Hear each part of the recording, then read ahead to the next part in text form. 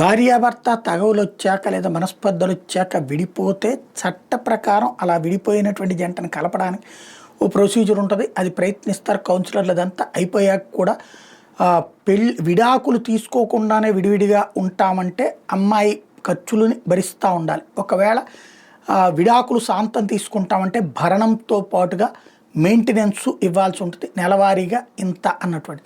షమీ భార్య కనుక 4 లక్షలు ఇస్తానంటే 10 లక్షలు కావాలని డిమాండ్ చేయడం లాంటిది జరిగింది. అదే సందర్భంలో మొన్న ఈ మధ్యనే ఒక కేసులో మా భార్య ఆల్రెడీ 50,000 సంపాదిస్తుంది, నేను సంపాదిస్తుంది 40,000, కాబట్టి ఆమె నాకంటే ఎక్కువ సంపాదిస్తున్నప్పుడు నేను ఎందుకు పరిహారం ఇవ్వాలి అంటే ఖచ్చితంగా ఇవ్వాల్సిందే అంటూ అతని జీతంలో నుంచి 1/3 ఆమెకి ఇవ్వమని చెప్పినటువంటి చూసాం.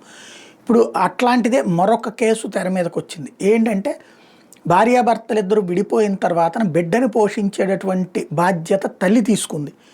ఆ తల్లి అడిగి మరీ తీసుకుంది కోర్టులో.